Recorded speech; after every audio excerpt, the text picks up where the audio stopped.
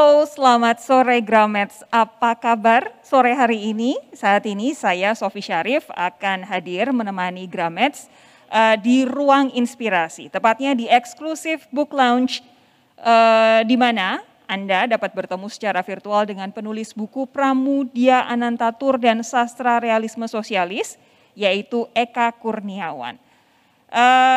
Saat ini buku berjudul Pramudia Anantatur dan Sastra Realisme Sosialis ini sudah masuk ke cetakan yang kedua. Sebelum kita bahas bukunya, saya akan menyapa dulu Mas Eka Kurniawan. Halo Mas Eka Kurniawan, apa kabar? Halo, baik. Kok saya nggak bisa lihat siapa-siapa ya? Oh, nggak bisa lihat siapa-siapa? Iya. Oke. Sekarang lihat. Sekarang udah bisa. Sehat ya Mas ya? Sehat. Baik, sebelum kita ngobrol saya mau ngasih sedikit pembahasan. Sebenarnya Eka Kurniawan itu siapa? Sebenarnya saya yakin Gramets pasti udah kenal siapa Mas Eka, tapi nggak ada salahnya saya cerita sedikit soal profil Mas Eka ini. Eka Kurniawan ini adalah seorang sastrawan Indonesia yang lahir di Tasikmalaya, Jawa Barat pada tanggal 28 November 1975. Eka Kurniawan mengawali karir sebagai seorang penulis pada tahun 1999 silam setelah skripsinya yang ini nih, berjudul Pramudia Anantatur dan Sastra Realisme Sosialis diterbitkan oleh Gramedia Pustaka Utama. Kemudian ia membuat karya fiksi pertama yang berisi kumpulan cerita pendek. Debut novel pertama yang berjudul Cinta Itu Luka terbit tahun 2002 juga langsung mencuri perhatian dari para pembaca.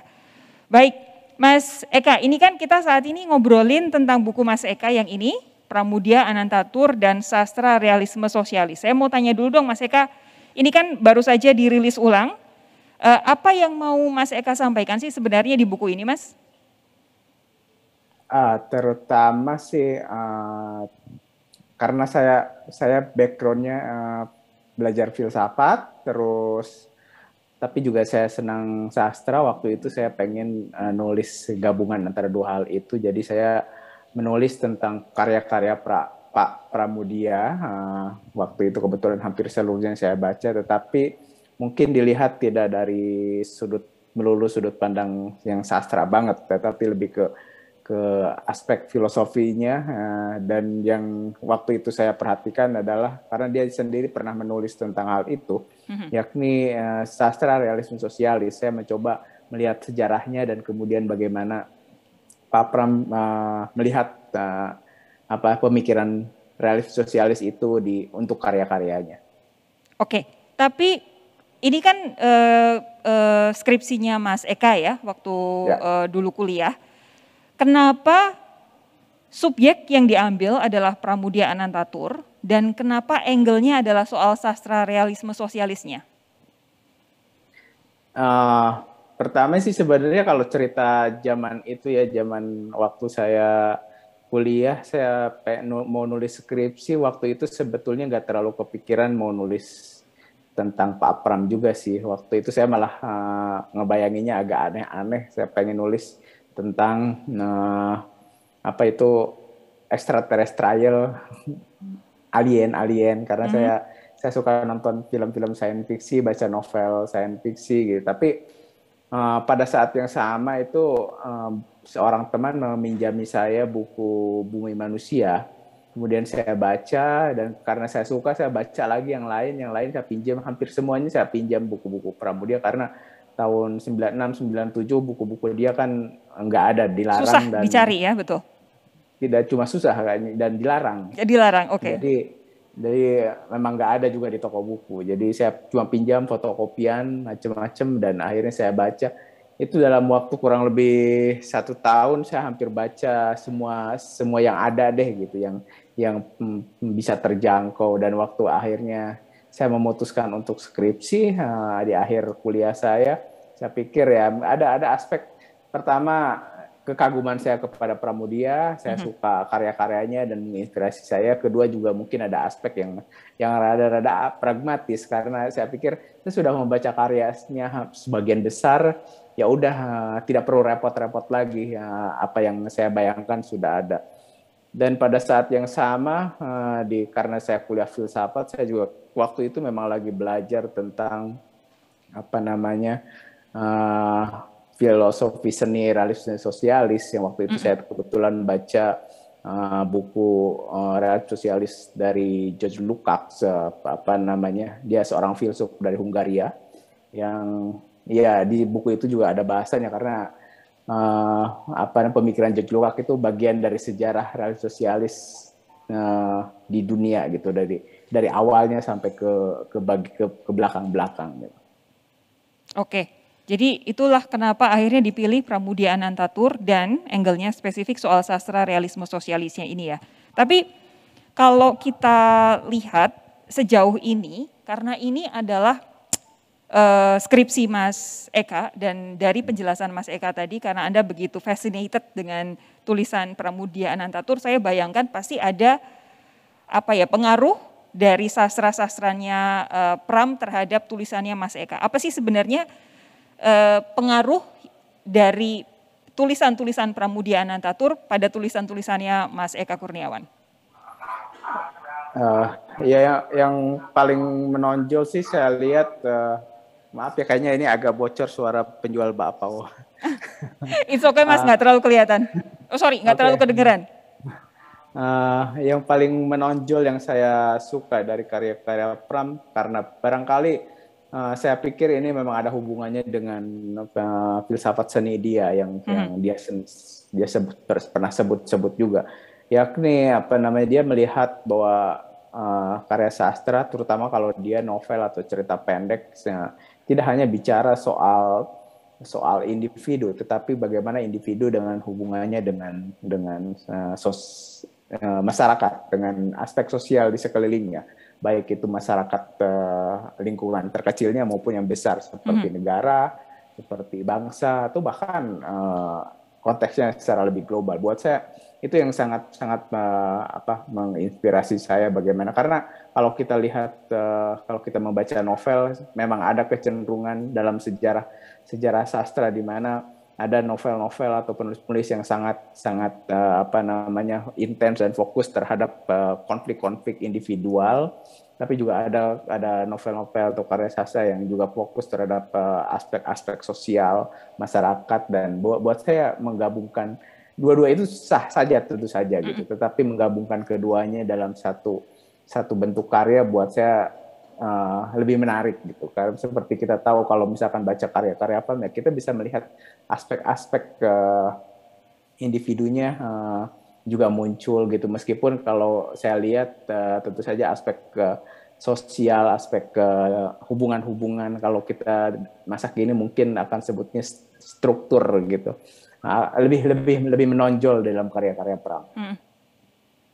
Oke, saya sih ini karena saya baca buku Mas Eka memang belum semua, tapi beberapa ada gaya bahasa yang membuat saya kemudian jadi teringat pembukaan introduksi di buku yang Pramudia Anantatur ini. Mas Eka bilang cerita-cerita yang ia tulis, maksudnya Pram, tidak menampakkan tradisi jenaka dan sarkastik sebagaimana Idrus, Balfas, dan Asrul Sani, melainkan justru lurus, serius, dan dengan gaya naratif dramatis. Itu juga berpengaruh nggak ke tulisannya Mas Eka?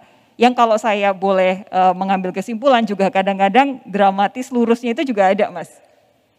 Berpengaruh, tetapi juga dalam konteks yang agak sebaliknya. Saya sering mengatakan salah satu kritik saya terhadap Pram ya aspek itu gitu. Kalau saya menulis, memang tentu saja saya mengambil gaya-gaya dramatik, gaya-gaya seriusnya, tetapi saya dengan sadar mencampurkannya dengan humor, dengan satir, dengan bahkan dalam banyak hal saya juga secara sadar terpengaruh oleh genre sastra populer, di mana ya misalkan aksi atau macam-macam itu sangat kuat. Gitu.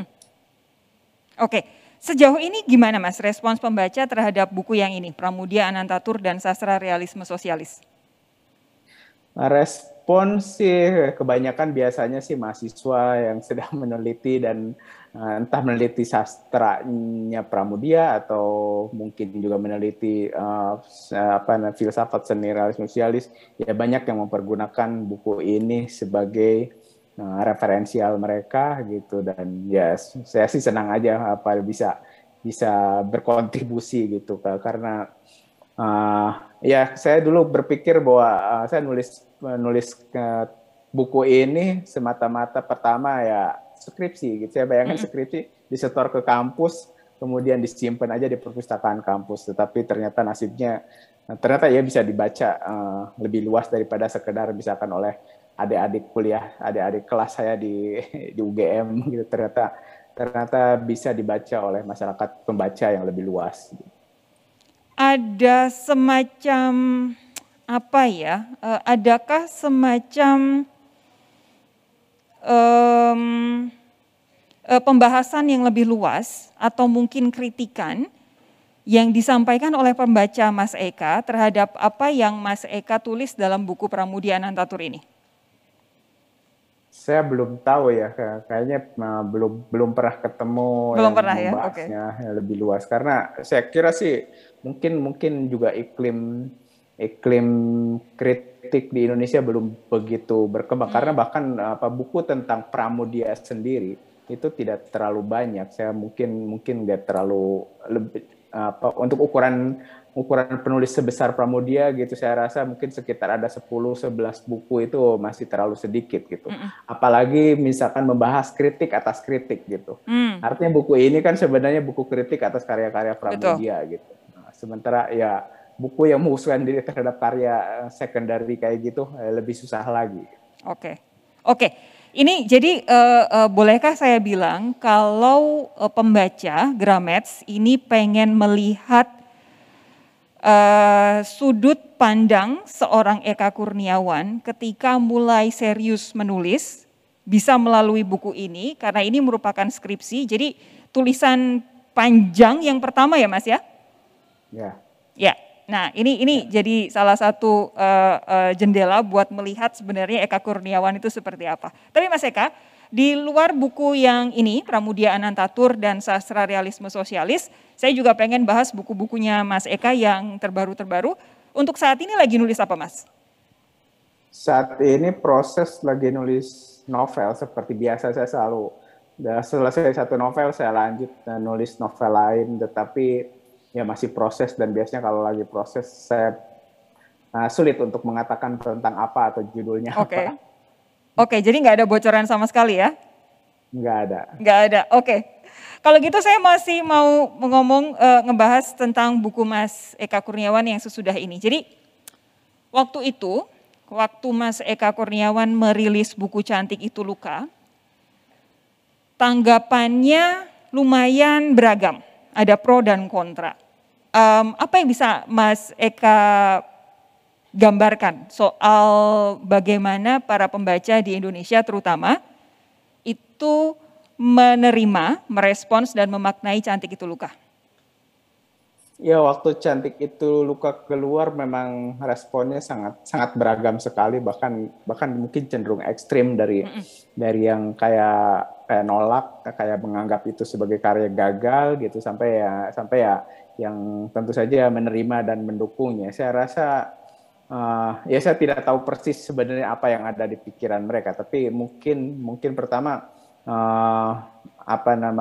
beberapa orang mungkin punya ekspektasi karena sebelumnya saya menulis buku tentang Pramudia, tentu saja banyak yang kemudian sering mencoba membandingkan antara novel itu dengan katakanlah dengan karya Pramudia yang tentu saja bagaimanapun itu berbeda gitu. Dalam arti cara pandang saya terhadap sejarah juga mungkin berbeda dengan Pram gitu. Misalkan di novel-novel tetralogi Burunya Pramudia kan itu ada latar sejarah yang kuat gitu. Di Cantik Itu Luka juga ada latar sejarah yang kuat. Tetapi cara pandang kedua novel itu berbeda gitu, dan juga cara memperlakukannya gitu. Buku-buku Pram bisa dibilang seperti novel sejarah, historical novel gitu. Sementara Cantik Itu Luka sulit untuk dibilang seperti itu, meskipun banyak referensi sejarah di situ, tetapi pada saat yang sama ya banyak yang kayak dipermainkan dan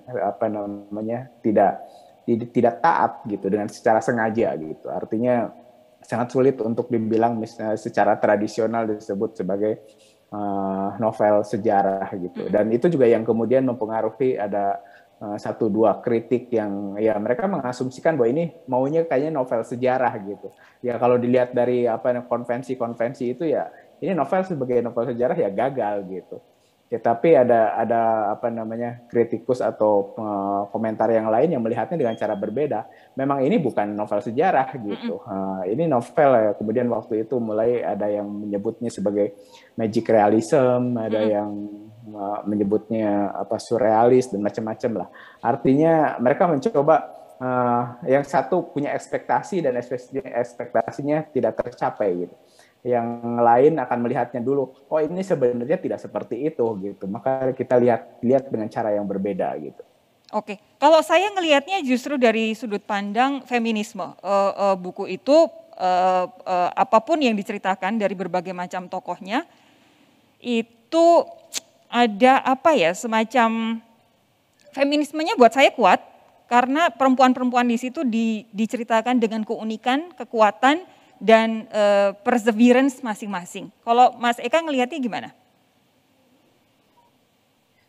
Iya, saya sebagai penulis sih selalu berusaha untuk apa namanya mencoba memahami setiap karakter gitu. Dalam arti bahkan karakter-karakter minor buat saya berpikir bahwa sebagai penulis harus punya empati terhadap mereka, harus bisa mencoba melihat dunia meskipun dunia di dalam novel itu ya dari kacamata mereka masing-masing gitu. Artinya ya kadang-kadang tentu saja ada semacam bias atau challenge tertentu bagaimanapun sebagai seorang laki-laki menulis misalkan dari perspektif Dewi Ayu dengan pengalamannya yang seperti itu ya kadang-kadang saya harus seperti apa ya mencoba menulis ulang dan kadang-kadang saya juga ngobrol banyak misalkan pengalaman karakter di novel itu ya sebenarnya pengalaman real yang mungkin tidak real banget, tetapi saya coba misalkan peristiwa kejadian di satu waktu, tapi di novel waktunya berbeda gitu atau di tempat yang berbeda. Tetapi kadang-kadang ya itu hasil saya dengerin orang aja. Saya rasa cara terbaik untuk melatih empati terhadap karakter adalah ya mencoba mendengarkan cerita orang lain aja gitu. Oke, biar bisa grounded juga gitu ya Mas. Ini Mas, saat ini yang kami tahu, kalau kemarin ini kan Cinta Tak Ada Mati dan juga Seperti Dendam, Rindu Harus Dibayar Tuntas itu adalah dua karya Mas Eka yang sudah difilmkan. Saya mau tanya agak enteng dikit nih, gimana sih rasanya jadi penulis yang melihat buku novelnya akhirnya jadi karya film Mas? Iya, sebetulnya sih antara biasa aja, tetapi sekaligus juga ya senang karena dalam arti senangnya saya melihat karya orang lain sebenarnya gitu. Jadi ketika misalkan saya nonton Seperti Dendam Rindu Harus Dibayar Tuntas, ya saya kayak nonton filmnya Edwin aja gitu. Dan buat saya itu agak surprise karena saya nonton film Edwin sebelumnya gitu dan itu Seperti Dendam saya kayak melihat sesuatu yang berbeda dari film Edwin sebelumnya meskipun ya tentu saja tanpa sadar saya ikut nyumbang di situ. Tapi Mas Eka melihat nggak ada Eka Kurniawan di film itu? Ya tentu saja ada, karena bagaimanapun mungkin pengalamannya agak sedikit berbeda misalkan, karena kalau Seperti Dendam saya ikut nulis skripnya, jadi ada bagian-bagian yang memang saya tahu persis sejak waktu nulis skrip itu, saya bayangkan itu akan muncul di layar gitu. Itu hal yang agak berbeda misalkan ketika Tak Ada Yang Gila di Kota Ini dibikin film sama Regas, di mana saya tidak terlibat menuliskannya, jadi saya benar-benar melihat adaptasi yang sesuatu pakai yang sudut baru. Pandang orang lain gitu ya? Ya. Oke, tapi ketika Mas Eka menulis, itu pernah paling tidak membayangkan, berimajinasi bahwa novel-novel Mas Eka yang ditulis itu suatu saat bakal dibikin jadi film? Enggak sih. Bahkan sebenarnya kalau sejujurnya kalau lagi nulis novel, saya membayangkan ya ini apa namanya karya ini hanya bisa sempurna sebagai novel gitu. Karena tanpa itu ya buat saya itu bukan novel gitu. Kalau saya merasa punya cerita dan karya apa cerita ini kayaknya bagus sebagai film gitu ya udah saya pikir lebih baik kayak saya tulis aja dengan dalam format skrip film setidaknya meskipun tidak jadi belum tentu direalisasikan gitu. Tapi saya rasa antara ekspektasi dan bentuk itu ya biasanya buat saya penting gitu. Kenapa saya menulis novel? Kenapa saya tertarik menjadi penulis novel? Karena bagi saya ada hal-hal yang ya hanya novel yang bisa melakukan ini gitu. Bentuk-bentuk yang lain, kalaupun mengadaptasi ya tidak mungkin akan sangat berbeda gitu. Oke, tapi kan gini, nggak bisa dimungkiri juga bahwa Mas Eka itu termasuk salah satu penulis yang saat ini selama beberapa tahun terakhir itu betul-betul mencuri perhatian, bukan mencuri perhatian ya, mengambil banyak perhatian dari para pembaca dan juga para seniman lainnya, sehingga novel-novelnya juga kemudian diupayakan untuk diadaptasi jadi film. Kalau tadi Mas Eka bilang ada novel-novel yang difilmkan di mana Mas Eka tidak terlibat, lalu ada novel-novel yang difilmkan di mana Mas Eka terlibat. Kira-kira lebih apa ya buat Mas Eka sendiri sebagai penulis lebih nendang yang mana sih? Sebenarnya kalau punya pilihan gitu saya lebih baik tidak terlibat sebetulnya. Tetapi tentu saja kasusnya memang agak berbeda dengan seperti dendam itu. Jadi waktu sebelum kami memutuskan untuk membuat seperti dendam, itu saya sebenarnya lagi nulis dengan Edwin untuk membuat sebuah film yang kita bikin cerita bareng-bareng gitu. Tetapi sebentar. Berarti yang ditulis itu bukan dari novel sama sekali ya, cerita baru ya? Bukan. Ya, Oke, silakan. Cerita baru. Dan ketika kami sedang proses dan agak-agak stuck gitu, kemudian Edwin tiba-tiba propose gimana kalau kami ambil aja seperti dendam, kayaknya ceritanya udah jadi, nggak perlu ngebangun cerita dari awal gitu. Ya kalau soal itu tentu saja saya minta Edwin dan produser Palari untuk bicara dulu dengan agensi saya, dan itu ada tentu saja ada administrasi formal macam-macam yang butuh 2-3 bulan gitu. Tapi ketika akhirnya jadi gitu ya kami kayak nerusin pekerjaan sebelumnya gitu. Ya udah karena kami lagi kerja bareng berdua nulis skrip kayak dilanjutin aja gitu. Tetapi kalau sejak awal misalkan proses itu nggak ada gitu, ya saya rasa saya lebih senang sih sebenarnya tidak terlibat dalam menulis skrip gitu. Saya sering bilang ya, saya sering bilang kepada teman-teman saya di film gitu, kalau mau ngajak mendingan suruh saya bikin cerita sendiri aja deh gitu. Oke, berarti kalau kemudian nanti ada novel-novel Mas Eka lainnya yang hendak difilmkan oleh para sineas, berarti mending nggak ikut proses produksi atau gimana? Kemungkinan besar nggak ikut. Nggak ya? Iya. Tapi bukan karena kapok kan, Mas? Nggak. Lebih ke ada sih selain apa ya, selain urusan bahwa buat saya film itu seharusnya memang merupakan karya si filmmaker gitu. Nah, terus kedua gitu, saya sendiri punya apa ya, mungkin ya tadi ketertarikan lebih kepada nulis novel gitu. Saya lebih baik kalau punya waktu ya udah mendingan saya nulis novel aja gitu. Saya juga punya ketertarikan ke film ya, kalau saya mau bikin cerita untuk film, saya mending nulis naskah langsung aja deh gitu. Itu yang kedua. Yang ketiga, ini juga sesuatu yang saya rasa penting buat seorang penulis, itu setidaknya buat saya itu balik lagi ke cerita yang sama itu memang berat sih. Waktu saya dan ya saya sudah ngalaminya dengan seperti dendam.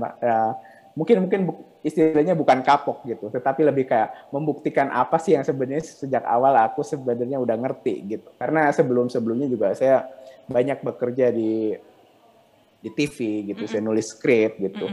Saya tahu persis kalau ini nulis novel aja, saya nulis nulis seperti dendam itu sekitar 4 tahun, nulis Cantik Itu Luka 2 tahun, itu waktu yang lama dan sangat secara mental dan fisik itu sangat melelahkan gitu. Ketika selesai terbit, diajak balik lagi ke cerita yang sama, nulis lagi, itu ya itu benar-benar butuh effort sih buat saya. Artinya ya kalau saya boleh milih sih, saya udahlah mending ngarang cerita yang baru gitu. Oke, kebayang. Jadi sudah bergumul dan berjibaku dengan novelnya, akhirnya diminta untuk mengadaptasi itu juga. Agak ini ya Mas ya, agak berat juga ya di mental ya. Tapi gini Mas, kalau kemudian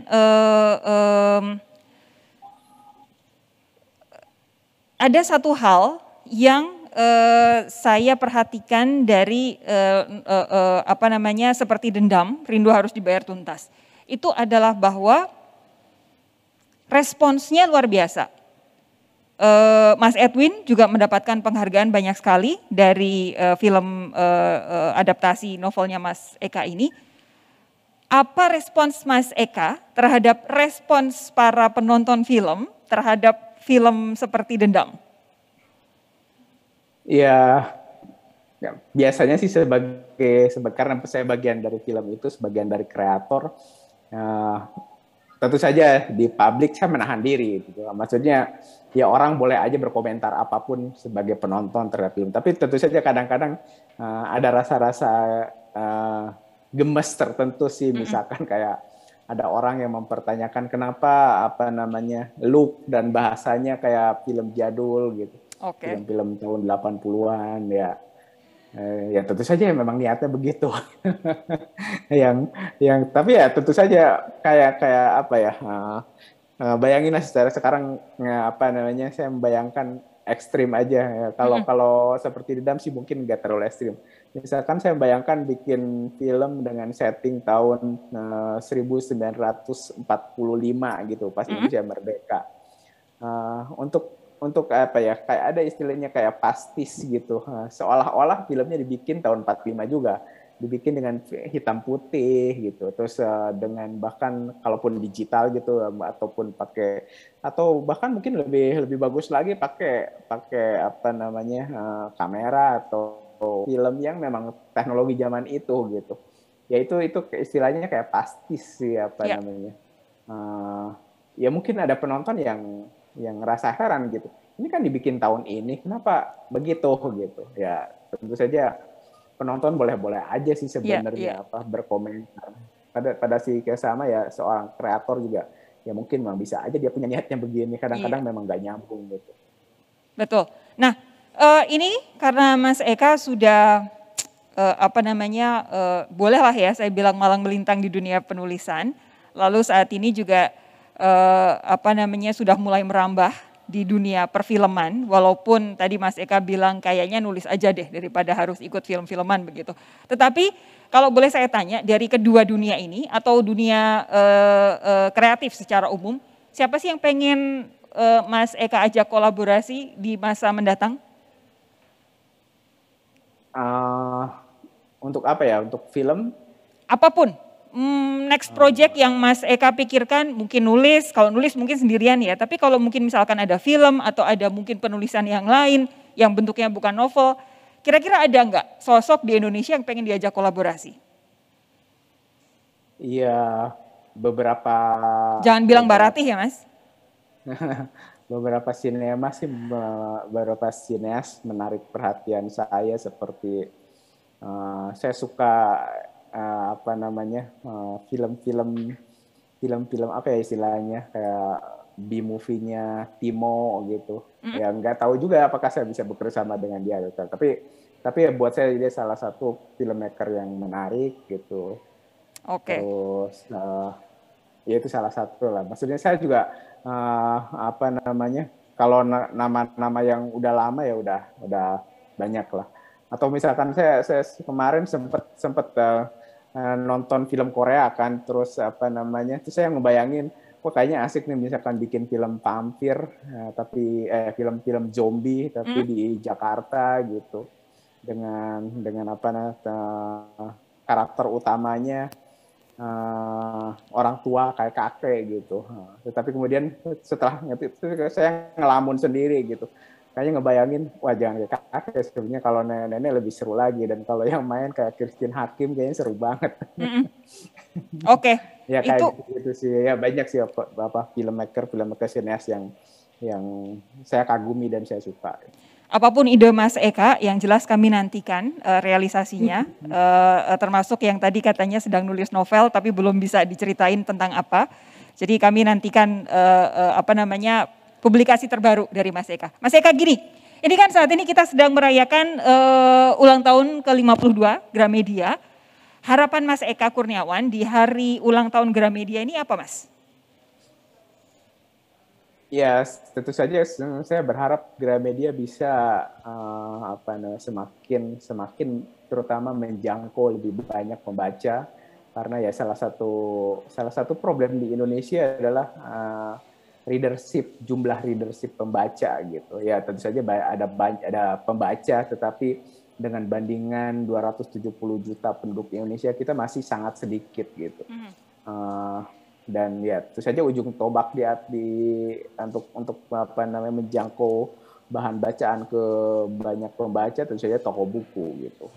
Ya tidak hanya toko buku berbentuk fisik, mungkin yang tentu saja butuh waktu yang lama untuk penyebaran, tetapi ya toko buku daring juga semakin kuat gitu. Dan saya rasa sih mungkin juga salah satu yang mungkin harus diperkuat ya buku elektronik, semakin mempermudah akses gitu. Dan saya rasa Gramedia bisa yang terdepan melakukannya. Oke, kita harapkan juga ya, karena bagaimanapun literasi masyarakat Indonesia harus bersama-sama kita naikin. Jadi akses terhadap buku yang berkualitas memang harus dibikin selebar-lebarnya, seluas-luasnya. Ya. Karena kalau aksesnya banyak juga, Mas Eka semakin bersemangat bikin novel, kami juga yang suka soalnya ya. Oke, Mas Eka, terima kasih.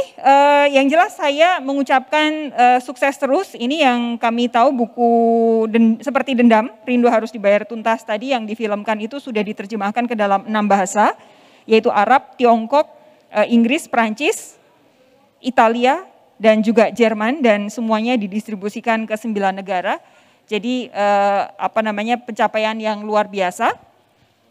Yang ingin juga saya sampaikan kepada para Grameds, ini buku Mas Eka ini bisa dibeli di toko buku Gramedia terdekat atau langsung beli di gramedia.com. Jangan lupa judulnya adalah Pramudia Anantatur dan Sastra Realisme Sosialis, ini sudah jadi cetakan yang kedua. Nah, dengan berakhirnya ngobrol bareng Mas Eka, jadi akhir pula perjumpaan kita, tapi Grameds masih bisa menonton lelang sepeda setelah acara ini, serta menikmati performance dari Lukman and Friends.